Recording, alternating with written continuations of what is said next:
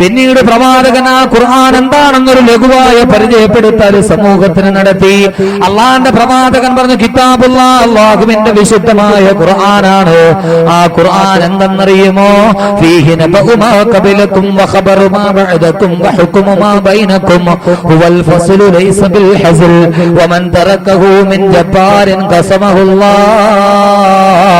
വമൻ ഇബ്തഗൽ ഹുദാ ഫീ ഗൈരിഹി അളല്ലഹുല്ലാഹ്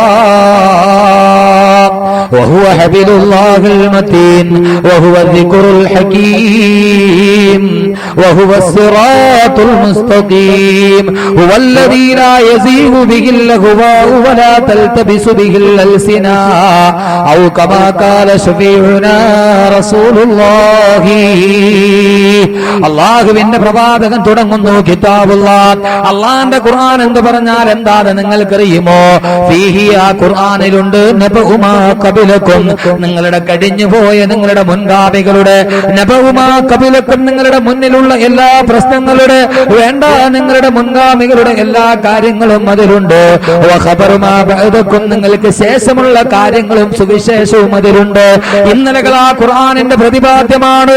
അലം തറ കൈഫ ഫഅല റബ്ബുക ബിആദി ഇറമ ദാതിൽ ഇമാദിൽ ലതി ലം യുഖ്ലഖ മിഥലുഹാ ഫിൽ ബിലാദ്. ആദ് സമൂദ് ഗോത്രത്തെക്കുറിച്ച്, ഇന്നലകളിൽ കഴിഞ്ഞുപോയ സമൂഹത്തെക്കുറിച്ച് പരിശുദ്ധമായ ഖുർആൻ സത്യമായി പത്യമായി അവതരിപ്പിക്കുന്നുണ്ടെന്ന് വിശുദ്ധ ഖുർആൻ വീണ്ടും പറയുന്നു. വഖബറു മാ ബഅദകും, നിങ്ങൾക്ക് ശേഷമുള്ള വാർത്തകളും അതിൽ പറയുന്നുണ്ട്. നാളുകളിൽ എന്താണ് സംഭവിക്കുക, ഖിയാമത്ത് നാളിനെ കുറിച്ച്, ലോകാവസാനത്തെ കുറിച്ച്, ഈ പ്രപഞ്ചം തകരുന്നതിനെ കുറിച്ച്, ഈ ഗാലക്സികളുടെ പതനത്തെ കുറിച്ച്, ഈ നക്ഷത്രങ്ങൾ ഉതിർന്നു വീഴുന്നതിനെ കുറിച്ച്, സൂര്യൻ കത്തുന്നതിനെ കുറിച്ച്, ലോകാവസാനത്തെ കുറിച്ച്,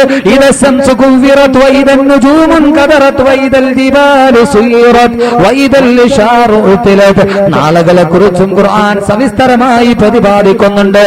മാത്രമോ, ഞാൻ ചുരുക്കി പറയട്ടെ, വഹുക്മു മാ ബൈനകും, നിങ്ങളുടെ ഇടകളിൽ വർത്തമാനകാല പ്രശ്നങ്ങളുടെ പരിഹാരവും നിങ്ങളുടെ മുൻപിലുള്ള പ്രശ്നങ്ങളും ഖുർആൻ കൈകാര്യം ചെയ്യുന്നുണ്ട്. ഒരു ജനാധിപത്യ രാഷ്ട്രമാണോ? ജനാധിപത്യത്തിന്റെ ധ്വംസനം ഉണ്ടായിക്കൂടാ, ഏകാധിപത്യത്തിന്റെ പ്രവണത ഉണ്ടായിക്കൂടാ. ഖുർആൻ പറയുന്നു, വശാവിർഹും ബിൽ അംർ, കാര്യങ്ങളെല്ലാം ജനാധിപത്യ രീതിയിലൂടെ, കൂടിയാലോചനയിലൂടെ കൊണ്ടുപോകണം. വീണ്ടും അല്ലാഹുവിന്റെ പ്രവാചകൻ ഖുർആനിന്റെ പ്രത്യേകതയെ കുറിച്ച് ഖുർആൻ പറയുന്നു. പ്രവാചകൻ പറയുന്നു, ഹുവൽ ഫസ്ലു ലൈസ ബിൽ ഹസ്ൽ, ഹുവൽ ഫസ്ലു, ആ ഖുർആൻ വലിയ സാഹിത്യത്തിന്റെ അങ്ങേ അറ്റത്ത് നിൽക്കുന്നതാണ്.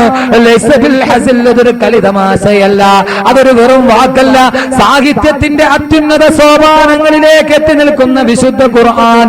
വവജ്ഹു ഇജാസിഹി കൗനുഹു അലാ തബഖാത്തിൽ ഫസാഹതി വൽ ബലാഗ, വവജ്ഹു ഇജാസിഹി കൗനുഹു അലാ തബഖാത്തിൽ ഫസാഹതി വൽ ബലാഗ, ഫസാഹത്തിന്റെയും ബലാഗത്തിന്റെയും അങ്ങേ അറ്റവും താണ്ടി ചെന്ന വിശുദ്ധ ഖുർആൻ ലോകത്തിലെ സാഹിത്യ തമ്പുരാക്കന്മാരെ പോലും മുട്ടുകുത്തിച്ച സാഹിത്യത്തിന്റെ വല്ലാത്തൊരു പ്രചോദനമാണ് വിശുദ്ധ ഖുർആൻ എന്ന് ഹബീബായ നബി മുഹമ്മദ് മുസ്തഫ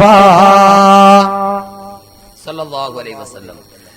വിശുദ്ധമായ ഖുർആന്റെ സാഹിത്യം അതൊരു വല്ലാത്ത സാഹിത്യമാണ്. അത് പക്ഷേ അറിയാവുന്നവർക്ക് അത് മനസ്സിലാക്കാൻ കഴിയും, അല്ലാത്തവർക്ക് അത് മനസ്സിലാക്കാൻ കഴിയില്ല.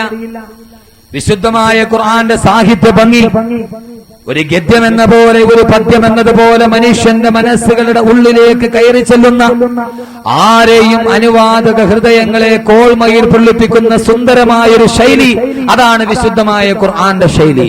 എന്റെ പ്രിയപ്പെട്ട സഹോദരങ്ങളെ, എന്ന് പറഞ്ഞാൽ ലോകത്തിലെ ഏറ്റവും വലിയ സാഹിത്യത്തിന്റെ നായകന്മാര് പോലും ആ ഖുർആന്റെ അത്യനവദ്യമായ ശൈലിയുടെ മുന്നിൽ കീഴ്പ്പെട്ടു പോയി എന്നാണ്. നിങ്ങൾക്കറിയുമോ, വലീദ് ബിൻ മുഗീറ അള്ളാഹുവിന്റെ പ്രവാചകന്റെ കാലഘട്ടത്തിലെ ഏറ്റവും വലിയ സാഹിത്യത്തിന്റെ തമ്പുരാനാണ്. ആ വലീദിന് ഒരു പ്രത്യേകത കൂടിയുണ്ട്. എന്താണെന്നറിയോ? വലീദിന്റെ ഏറ്റവും വലിയ പ്രത്യേകത, ആരെയും സംസാരിച്ച് കീഴ്പ്പെടുത്താനുള്ള കഴിവ് വലീദിനുണ്ട്. നമ്മുടെ നാട്ടിൽ പറഞ്ഞാൽ, നാടൻ ഭാഷയിൽ പറഞ്ഞാൽ, നന്നായിട്ട് സോപ്പിട്ട് സംസാരിക്കും. നമ്മൾ പറയാറില്ലേ, ചില പഹയന്മാർ അവന്മാരോട് സംസാരിച്ചു കഴിഞ്ഞാൽ നമ്മൾ അവന്റെ ആളായി പോകും. ആ രീതിയിൽ വാക്ചാതുരി കൊണ്ട് വളരെ നല്ല രീതിയിൽ സംസാരിക്കാൻ കഴിയുന്ന വലീദ് ആരോട് സംസാരിക്കുന്നുവോ ആ സംസാരിക്കുന്നവരെ തന്റെ ഭാഗത്തേക്ക് കൊണ്ടുവരാൻ ഏറ്റവും വാക്ചാതുരിയും വാക് സാമർത്ഥ്യവുമുള്ളത് അള്ളാഹുവിന്റെ പ്രവാചകൻ നബി മുഹമ്മദ് മുസ്തഫ ഖുർആൻ പാരായണം ചെയ്തുകൊണ്ട് കഅബാലയത്തിന്റെ ഓരത്ത് നിൽക്കുമ്പോ പ്രവാചകന്റെ ഖുർആൻ പാരായണം കേൾക്കാൻ അനേകായിരം ആളുകൾ തടിച്ചുകൂടാൻ തുടങ്ങി. എല്ലാവരും ഇസ്ലാമിനെ പുൽകാൻ തുടങ്ങി.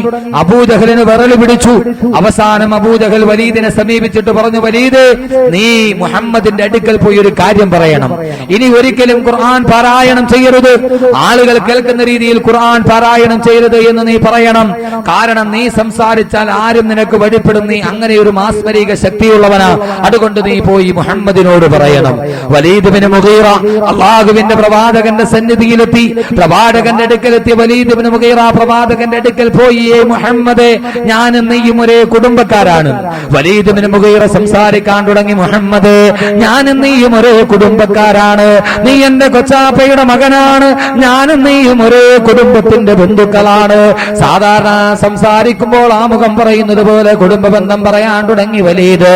അള്ളാഹുവിന്റെ പ്രവാചകനോട് സംസാരിക്കുന്നു, മോനെ മുഹമ്മദേ, പ്രവാചകന്റെ ശിരസുകളിലൂടെ തലോടി വലീദ്, പ്രവാചകന്റെ മുടിയിഴകളിലൂടെ വലീദ് തന്റെ കൈവിരലുകൾ മെല്ലെ നടത്തി. അള്ളാന്റെ പ്രവാചകനെ ഒരു കൊച്ചുമകന്റെ വാത്സല്യത്തോടെ വലീദ് സംസാരിക്കുന്നു. പ്രവാചകനൊന്നും മിണ്ടുന്നില്ല. അള്ളാഹുവിന്റെ പ്രവാചകൻ മൗനിയായി നിൽക്കുകയാണ്. വലീദ് ചോദിക്കുന്നു, മോനെ മുഹമ്മദേ, ഓ മോനെ മുഹമ്മദേ, നീ ഞങ്ങളുടെ അല്ലമീനാണ്, സാദിഖാണ്, വിശ്വസ്തനാണ് മുഹമ്മദേ. പ്രവാചകനോട് വല്ലാത്ത മാസ്മരിക ശൈലിയിൽ സംസാരിക്കുകയാണ് വലീദ്. പ്രവാചകനൊന്നും മിണ്ടുന്നില്ല. മോനെ മുഹമ്മദേ, നിന്റെ പിതാവ് എന്റെ കൂട്ടുകാരനായിരുന്നു. ഞാനും നിന്റെ പിതാവും തമ്മിലുള്ള ബന്ധം നിനക്കറിയുമോ? വലീദ് പ്രവാചകന്റെ മനസ്സിനെ കീഴ്പ്പെടുത്താൻ ശ്രമിക്കുകയാണ്. അള്ളാഹുവിന്റെ പ്രവാചകന്റെ നീണ്ടു തൂർന്ന താടിരോമങ്ങളിലൂടെ കൈയോടിച്ചു വലീദ്. പ്രവാചകന്റെ ശിരസിൽ തലോടുന്നു, താടിരോമങ്ങളിൽ തലോടുന്നു. പ്രവാചകന്റെ മനസ്സ് തന്റെ അടുക്കലേക്ക് ചായ്ക്കാൻ ശ്രമിക്കുന്നു വലീദ്. അള്ളാഹുവിന്റെ പ്രവാചകനൊന്നും പ്രതികരിക്കുന്നില്ല, മൗനിയായി നിൽക്കുകയാ. വലീദിന് മനസ്സിലായി പ്രവാചകൻ തന്നെ അംഗീകരിക്കുന്നു, പ്രവാചകൻ തന്റെ വാക്കുകൾ വീക്ഷിക്കുന്നു, പ്രവാചകൻ തന്റെ ശരീരം ഞാൻ ഉദ്ദേശിച്ചിടത്തേക്ക് പ്രവാചകന്റെ മനസ്സ് ചായുന്നുണ്ട്. അവസാനം വലീദ് പറയുന്നു, മോനെ മുഹമ്മദേ, ഞാൻ വന്നതേതിനെന്നറിയുമോ? ഒരേ ഒരു കാര്യം നിന്നോട് പറയാനാണ്. പ്രവാചകൻ ഒന്നും മിണ്ടുന്നില്ല. മുഹമ്മദേ, പറഞ്ഞാൽ നീ നിരാകരിക്കരുത്, അരുതേ, പറ്റില്ല എന്ന് നീ പറയരുത്.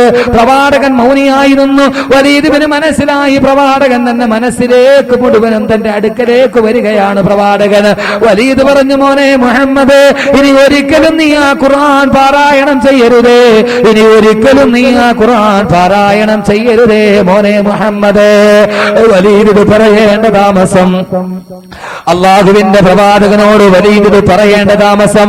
അതേവരെ മൗനിയായി നിന്നുപോയ പ്രവാചകൻ പെട്ടെന്ന് ആ പ്രവാചകന്റെ നാവുകളെ ചലിക്കാൻ തുടങ്ങി. അള്ളാഹുവിന്റെ പ്രവാചകൻ സൂറത്ത് ഹമീം സതത പാരായണം ചെയ്യുകയാ. ഹമീം തൻസീലും മിനർ റഹ്മാനിർ റഹീം കിതാബുൻ ഫുസ്സിലത് ആയാതുഹു ഖുർആനൻ അറബിയ്യാ ലിഖൗമി യഅലമൂൻ ബശീറൻ വനദീറാ ഫഅറദ അക്തറുഹും വഹും ലാ യസ്മഊൻ. അല്ലാഹുവിന്റെ പ്രവാചകൻ സൂറത്ത് ഫുസ്സിലത്ത് പാരായണം ചെയ്യുന്നു.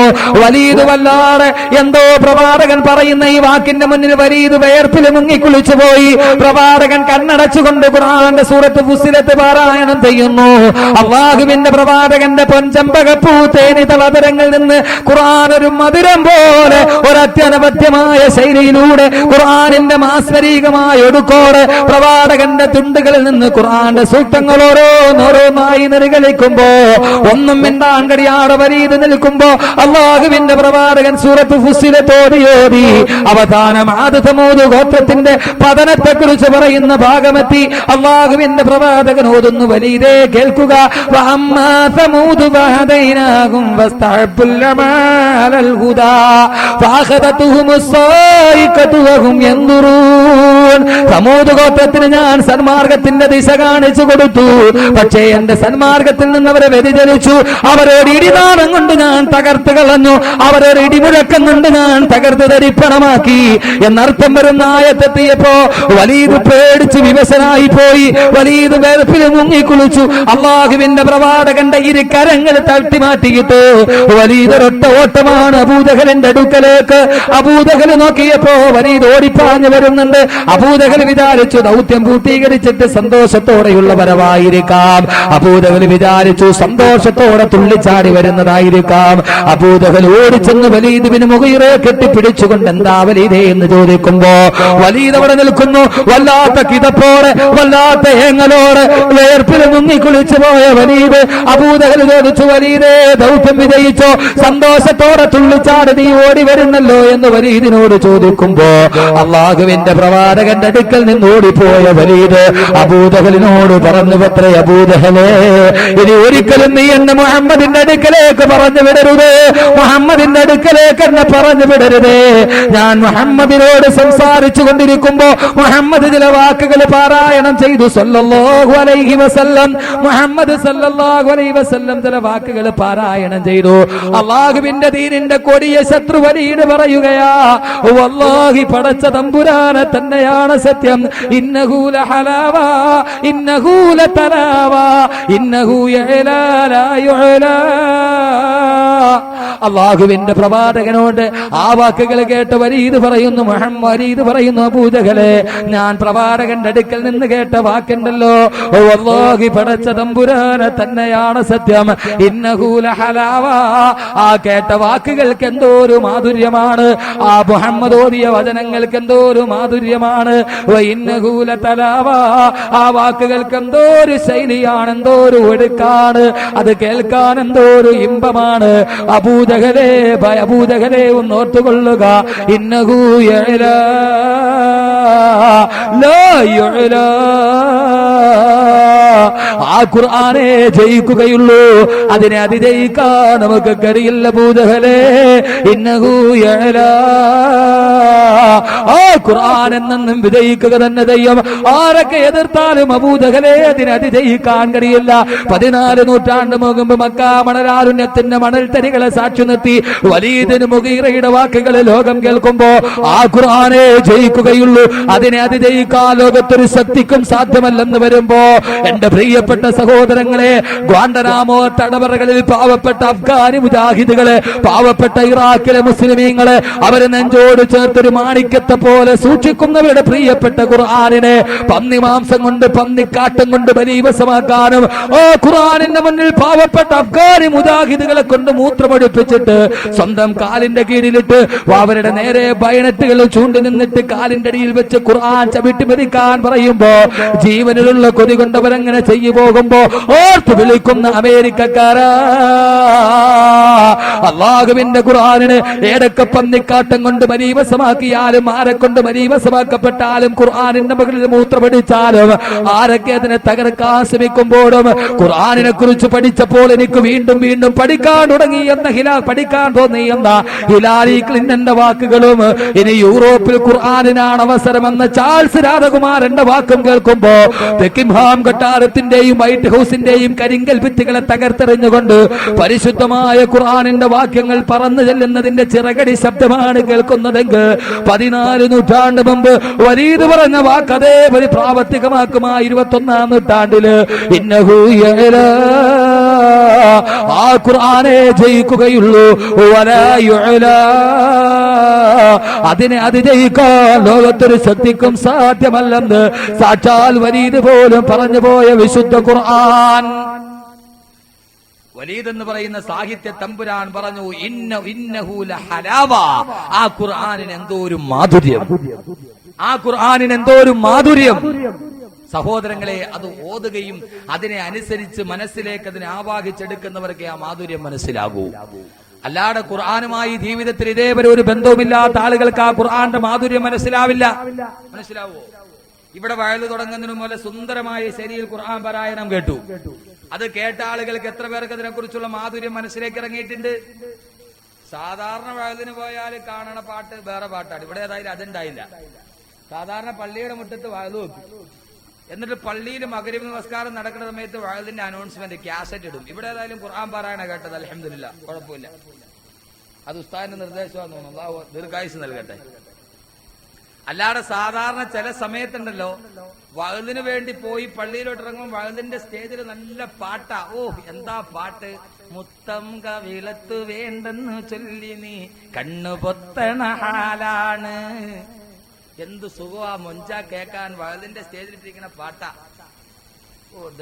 പൂമോളല്ലേ ലൈല നീ എന്റെ കൽബല്ലേ, മജ്നൂവായി ഞാൻ എത്ര ദുനിയാവാകെ തിരഞ്ഞില്ലേ. പള്ളിയുടെ മിഹ്റാബിന്റെ തൊട്ട് താഴെ വഅദിന്റെ സ്റ്റേജിൽ കേൾക്കണ പാട്ട് എന്ത് രസമുണ്ടാർക്കും.